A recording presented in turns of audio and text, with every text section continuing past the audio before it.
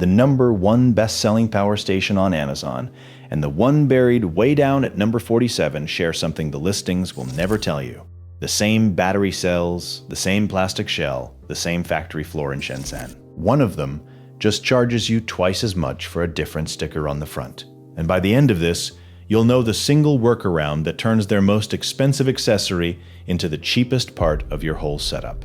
Here's what took me longer than it should have to figure out. This is not one company cutting one corner. It is the entire aisle. Roughly a dozen brands you are comparing right now are the same small handful of designs in different paint. 3 or 4 real factories. One short list of cell suppliers, and a pricing game built on the bet that you will never check the filing number on the back.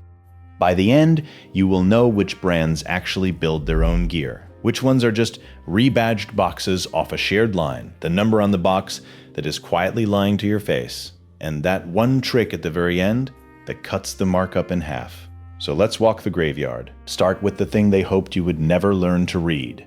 Every power station sold here carries an FCC filing, and the first few characters of that filing are a permanent fingerprint for the company that registered it. It cannot be faked, and it cannot be shared by accident. So you pull them up. Anker, EcoFlow, Bluetti, Growatt, Romoss. 5 names you think of as fierce rivals, but every one of them traces back to an address in the same city.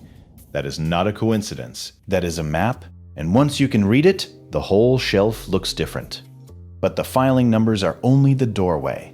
The part that actually changes how you shop is what sits inside the box. And 2 brands you would never say in the same breath are about to end up there together. Here's the part that stops you cold. There is one publicly traded cell company that quietly listed its biggest customers inside a financial filing. And on that list, sitting side by side, are the parent company behind Bluetti, the parent company behind Jackery and Anker. Same supplier, same cells, feeding 3 brands that spend millions of dollars convincing you they are nothing alike. You were never buying different batteries. You were buying different logos bolted onto the exact same chemistry. Drop the brand you trusted in the comments. I genuinely want to see how many of us walked out with the same box. Now the pure rebadges. Because this is where it gets insulting. There are factories in Shenzhen whose entire business is building a finished power station and printing whoever's name on the front of it. Souop, BPI. They say it out loud on their own websites. White label production for international brands. And there is a legal procedure that lets an importer put their own filing number on someone else's already approved machine without retesting a single thing inside it. All it takes is a permission letter from the original factory. So when you line up a name you have heard of against one that reads like a keyboard smash, Marlboro, Grisel, Togo Power, you are very often comparing the same unit off the same line. The cheap one just skipped the marketing department. And that overlap is the whole reason the trick at the end works as well as it does. Hold on to that, because first you need to see the number they bury on every box on that wall. The watt-hour number on the front is not the number you get. It is the cell level rating, measured before the machine does one useful thing with it. And independent lab testing makes the gap impossible to argue with. A Jackery rated at 2,042 watt-hours delivered about 1,700 in testing. A Bluetti AC180, rated at 1152, delivered 950. An EcoFlow River 2 Pro rated at 768, handed back 600. Across everything they tested, the real usable output landed somewhere between 60 and 93% of the sticker. You paid for the big number, but you quietly got the small one.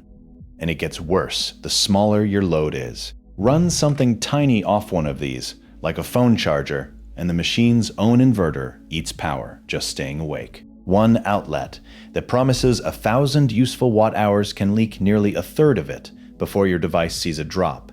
But that is not a defect, that is physics they simply chose not to mention. Sit with that for 1 second. You budgeted for a fridge through a 3-day outage, and the box quietly handed you closer to 2. That is the kind of math that should make you angry, and we have not even reached the worst markup yet.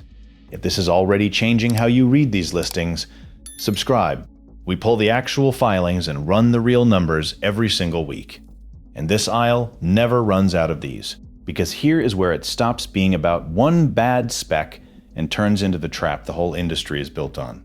Once you own one of these, they own you right back. The expansion battery, the one accessory that actually matters when the lights go out, is priced like a second machine. One of the most popular extra batteries adds about 1,000 watt-hours and lists for close to $800. That works out to roughly 36 cents for every single watt-hour you add. And the cells inside that accessory are the same commodity cells we already traced to 3 different brands. But they are not charging you for anything better. They are charging you because the port only knows how to talk to them. Which brings us straight to the workaround I promised you at the start. This is the exact part they would quietly prefer you scrolled right past. But before I hand it over, you have earned the short list of brands actually worth your money. Because a few of them are real. At the cheap end, the Anker C1000 real lithium iron phosphate cells, a genuine in-house design, and it regularly drops under $400 on sale. In the middle, the EcoFlow Delta 2 or the Jackery Explorer 1000. Both proven, both backed by support that actually answers the phone in this country. And if you are trying to back up an entire house, the EcoFlow Delta Pro 3 or the Bluetti AC180, that is the only tier that truly runs a home, not just a countertop. And one honest outlier, Yoshino, which actually uses a different chemistry instead of pretending. But everything else on that wall is a rebadge, hoping you never read this far. And look, the cheap rebrands are not garbage. For a couple of lights and a phone over a long weekend, a $40 gamble is fine. Just buy it somewhere that lets you return it and never once trust the watt-hour number printed on the front. Now the trick. You do not have to buy their expansion battery at all. Almost every one of these stations has a solar input on the side, and that input does not care whose battery is feeding it. A 48-volt server rack battery, the kind people buy for home backup, holds around 5 times the energy of their official add-on, while costing closer to 15 cents a watt-hour instead of 36. You run it into the solar port through the right adapter, and you have just doubled or tripled your backup for under half of what they wanted. The catch, and I will be straight with you, is the main screen will not show you one tidy combined battery level, and your charge speed is capped by that port. That is the entire trade. You give up a clean number on a display, and you keep hundreds of dollars in your pocket. So here is the whole game in one breath. The cells are shared. The boxes are shared. The watt-hour number is inflated.